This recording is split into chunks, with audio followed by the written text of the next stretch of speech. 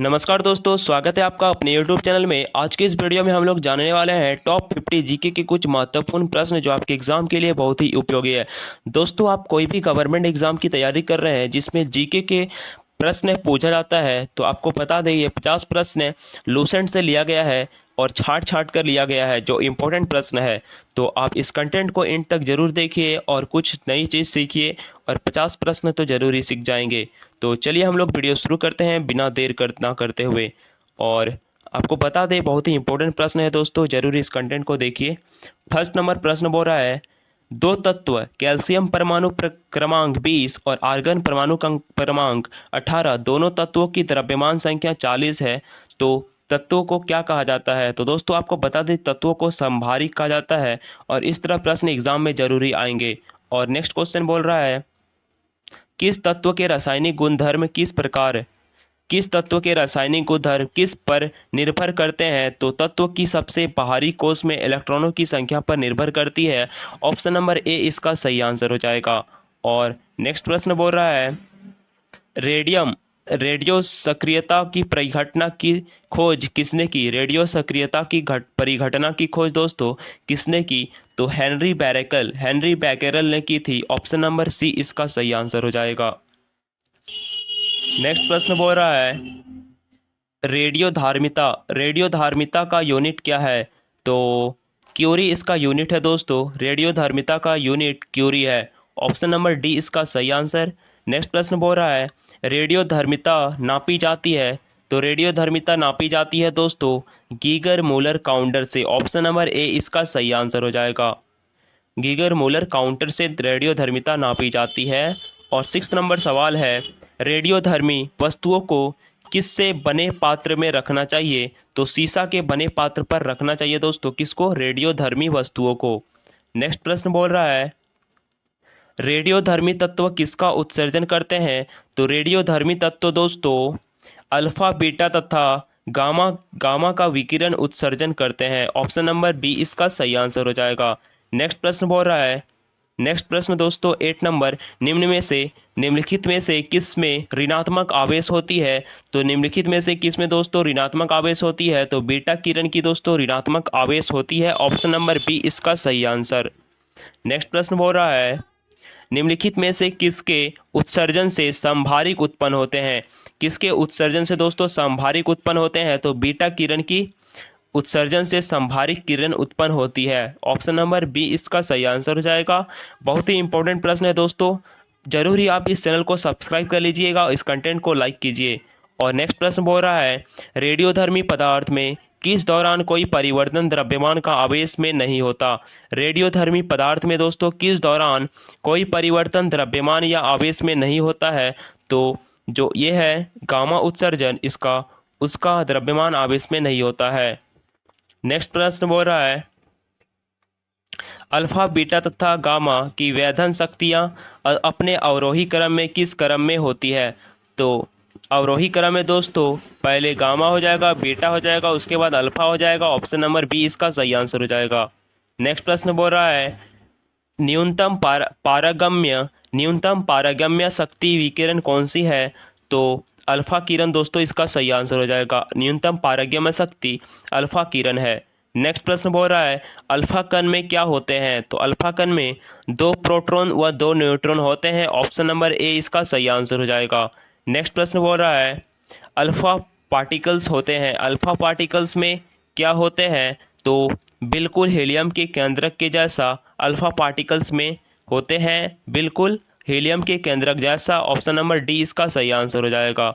Next प्रश्न बोल रहा है, 15 नंबर, अल्फा कण में 2 धनात्मक आवेश चार्ज होते हैं, इसका द्रव्यमान निम्न में से किस एक के लगभग बराबर होते हैं? तो हीलियम के एक परमाणु का द्रव्यमान के लगभग बराबर होते हैं। तो ऑप्शन नंबर बी इसका दोस्तों सही आंसर हो जाएगा। 16 नंबर सवाल है, रेडियो एक्टिव सामग्री से उत्सर्जित बीटा किरण क्या है? तो रेडियो एक्टिव सामग्री से उत्सर्जित बीटा किरणें वो केंद्रक न्यूक्लियस के चारों ओर घूमने वाले इलेक्ट्रॉन है। ऑप्शन नंबर डी इसका सही आंसर हो जाएगा। नेक्स्ट प्रश्न बोल रहा है, गामा किरणें किससे बनी होती है? तो विद्युत चुम्बकीय तरंगे से बनी होती है गामा किरणें। ऑप्शन नंबर डी इसका सही आंसर हो जाएगा। और 18 नंबर सवाल है दोस्तों, 18 नंबर सवाल है, किस नाभिक किसी नाभिक के गामा 6 से क्या होता है? तो किसी नाभिक के गामा 6 से दोस्तों न तो नाभिक की द्रव्यमान संख्या बदलती है और न ही परमाणु क्रमांक बदलता है। ऑप्शन नंबर डी इसका तो सही आंसर हो जाएगा। और 19 नंबर सवाल है, निम्नलिखित में से कौन एक रेडियो सक्रिय तत्व है? निम्नलिखित में से कौन सा एक रेडियो सक्रिय तत्व है? तो निम्नलिखित में से जो प्लूटिनम है, प्लूटिनम वो निम्नलिखित में से रेडियो सक्रिय तत्व है, प्लूटिनम। ऑप्शन नंबर सी इसका सही आंसर हो जाएगा। नेक्स्ट प्रश्न बोल रहा है दोस्तों, बहुत ही इंपॉर्टेंट प्रश्न है, जरूरी आप इस से देखिए। कार्बन डेटिंग निम्न की आयु निर्धारण हेतु प्रयुक्त होती है? तो जीवाश्म की प्रयुक्त होती है, निर्धारण हेतु प्रयुक्त होती है जीवाश्म। इसका सही आंसर हो जाएगा ऑप्शन नंबर ए। और 21 नंबर सवाल है, गन मेटल है तो gun metal Cu plus Sn plus zinc. इसका आंसर हो जाएगा option number D, gun metal है। चलिए नेक्स्ट प्रश्न देखते हैं। बोल रहा है कैलेमाइन अयस्क है, कैलेमाइन दोस्तों अयस्क है तो वह जिंक है, कैलेमाइन अयस्क। ऑप्शन नंबर ए इसका सही आंसर हो जाएगा। नेक्स्ट प्रश्न बोल रहा है प्राकृतिक रबर बहुलक है तो जो आइसोप्रीन है वो प्राकृतिक रबर बहुलक है। ऑप्शन नंबर सी इसका दोस्तों सही आंसर हो जाएगा। नेक्स्ट प्रश्न बोल रहा है रक्त रक्त कैंसर ल्यूकीमिया की रोकथाम में प्रयोग किए जाने वाले रेडियो समस्थानिक है तो वो फास्फोरस जो 32 है दोस्तों। रक्त कैंसर ल्यूकीमिया की रोकथाम में प्रयोग किए जाने वाले रेडियो समस्थानिक है फास्फोरस। ऑप्शन नंबर सी इसका सही आंसर। नेक्स्ट प्रश्न बोल रहा है निम्नलिखित में से कौन सा सुमेलित नहीं है? तो जो गोल्ड 198 रेटिना दोषों का उपचार है वो सुमेलित नहीं होता। ऑप्शन नंबर डी इसका सही आंसर हो जाएगा। नेक्स्ट प्रश्न बोल रहा है कोबाल्ट 60 आमतौर पर विकिरण चिकित्सा में प्रयुक्त होता है क्योंकि यह उत्सर्जित करता है गामा किरणें, इसलिए कोबाल्ट आमतौर पर विकिरण चिकित्सा में प्रयुक्त होता है। ऑप्शन नंबर सी इसका सही आंसर हो जाएगा। नेक्स्ट प्रश्न बोल रहा है किस प्रकार की अभिक्रिया से सबसे अधिक हानिकारक विकिरण पैदा करती है? तो विखंडन अभिक्रिया इसका सही आंसर हो जाएगा। Option number B is the right answer. Next प्रश्न दोस्तों, प्रश्न है 28 नंबर, परमाणु विखंडन डैश की प्रक्रिया है? परमाणु विखंडन दोस्तों एक भारी परमाणु नाभिक के उपखंड की प्रक्रिया है। ऑप्शन नंबर बी इस तो सही आंसर हो जाएगा। नेक्स्ट प्रश्न बोल रहा है परमाणु बम किस सिद्धांत पर आधारित है? तो परमाणु बम अनियंत्रित नाभिक के विखंडन पर आधारित है। ऑप्शन नंबर बी इसका सही आंसर हो जाएगा। नेक्स्ट प्रश्न बोल रहा है 30 नंबर, परमाणु पृष्ठफोटन किसके द्वारा प्रेरित होता है? तो अनियंत्रित श्रृंखला अभिक्रिया के द्वारा प्रेरित होता है परमाणु पृष्ठफोटन। ऑप्शन नंबर डी इसका सही आंसर हो जाएगा। नेक्स्ट प्रश्न बोल रहा है जापान पर गिराए गए परमाणु बमों के नाम क्या थे? तो जापान पर दोस्तों गिराए गए परमाणु बमों के नाम लिटिल बॉय और फैटमैन इसका सही आंसर हो जाएगा। Option number A is the right answer. Next प्रश्न चलिए देखते हैं, वर्ष 1945 में नागासाकी में गिराए गए बमों में कौन सा विस्फोटक किया गया था? तो वर्ष 1945 ईस्वी में जो नागासाकी में गिराए गए बम गिराए गए थे दोस्तों नागासाकी में, उन बमों का विस्फोटक किया गया था।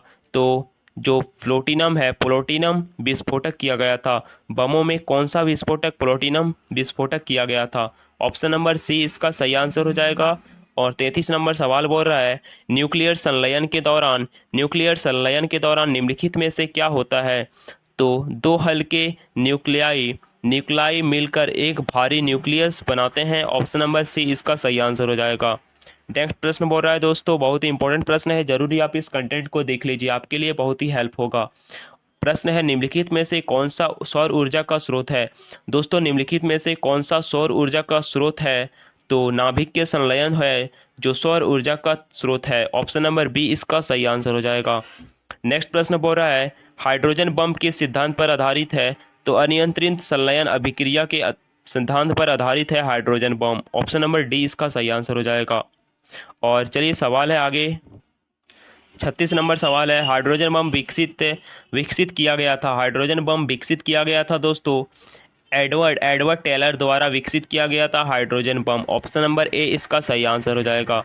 नेक्स्ट प्रश्न बोल रहा है, परमाणु रिएक्टर का आविष्कार किसने किया? तो परमाणु रिएक्टर का आविष्कार दोस्तों एनरिको फर्मी ने किया था। Option number D is the right answer. Next प्रश्न बोल रहा है, डैश डैश डैश बंद पानी के अणु के भीतर परमाणुओं को बांध कर रखता है। तो कौन सा ऑप्शन नंबर इस सही आंसर हो जाएगा दोस्तों? इसका जवाब आप कमेंट्स बॉक्स में दीजिए। और चलिए नेक्स्ट प्रश्न देखते हैं। प्रश्न है 39 नंबर, परमाणु रिएक्टर में विखंडन प्रतिक्रिया की दर को नियंत्रित करने के लिए डैश का प्रयोग किया जाता है जो खुद में ही विखंडन के बिना न्यूट्रॉन अवशोषित करता है।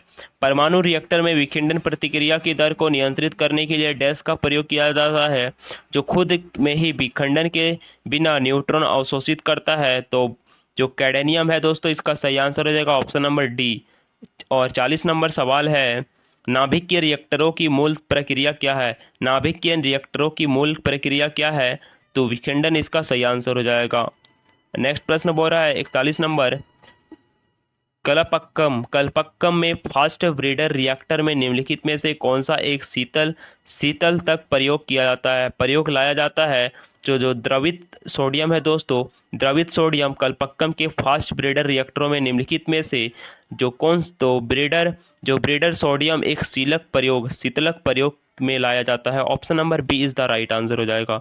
नेक्स्ट प्रश्न बोल रहा है, नाभिकीय अभिक्रिया के दौरान श्रृंखला अभिक्रिया को नियंत्रित करने के लिए न्यूट्रॉनों का अवशोषण करने हेतु निम्न में से किसका प्रयोग किया जाता है? तो बोरॉन का प्रयोग किया जाता है दोस्तों। ऑप्शन नंबर ए इसका सही आंसर हो जाएगा।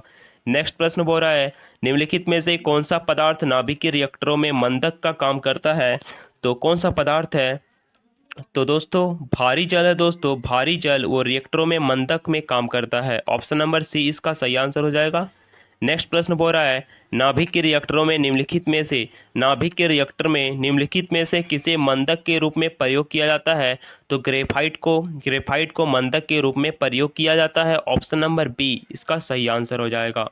नेक्स्ट प्रश्न बोल रहा है, एक नाभिकीय रिएक्टरों में भारी जल क्या कार्य करता है? एक नाभिकीय रिएक्टर में भारी जल का क्या कार्य है दोस्तों? तो न्यूट्रॉन की गति को कम करना इसका कार्य है। Option number A is the right answer. Next प्रश्न बोल रहा है, किसी परमाणु रिएक्टर में भारी जल क्या होता है? तो दोस्तों आपको बता दें, किसी परमाणु में रिएक्टर में भारी जल हाइड्रोजन के अपेक्षाकृत भारी समस्थानिक का एक ऑक्साइड होता है। तो option number D is the right answer. Next प्रश्न बोल रहा है, नाभिकीय संयंत्रों में ग्रेफाइट का उपयोग किया जाता है। नाभिकीय संयंत्रों में ग्रेफाइट का उपयोग किया जाता है तो विमंदक की तरह उपयोग किया जाता है। Option number C is the right answer. Next प्रश्न बोल रहा है दोस्तों, न्यूक्लियर रिएक्टरों में विमंदक और प्रशीतक दोनों की तरह प्रयुक्त होने वाला पदार्थ है। तो कौन सा पदार्थ है? तो भारी पानी इसका पदार्थ है दोस्तों। ऑप्शन नंबर डी इसका सही आंसर हो जाएगा। अब प्रश्न बोल रहा है, NaCl में यह बंद है। NaCl में यह बंद है तो आयनिक बंद है दोस्तों NaCl में। ऑप्शन नंबर ए इसका सही आंसर हो जाएगा। लास्ट 50 नंबर सवाल है। दो परमाणु के बीच बंध की डैश प्रकृति अधिक होती है यदि उनकी विद्युत ऋणात्मकता का अंतर कम होता है। तो क्या हो जाएगा ऑप्शन नंबर इसका सही आंसर? तो इसका जवाब आप कमेंट्स बॉक्स में दीजिए। तो दोस्तों उम्मीद करते हैं ये वीडियो आपको पसंद आई होगी। टॉप 50 क्वेश्चन, आप कोई भी गवर्नमेंट एग्जाम की तैयारी कर रहे हैं दोस्तों, आपके लिए ये कंटेंट बहुत ही उपयोगी है जो छांट कर दोस्तों कराया गया है। तो मिलते हैं अगले कंटेंट में। इसी तरह के वीडियो देखने के लिए हमारे इस चैनल को सब्सक्राइब कर लीजिए। और यदि आप गवर्नमेंट एग्जाम की तैयारी कर रहे हैं दोस्तों, जरूर इसे सब्सक्राइब कीजिए।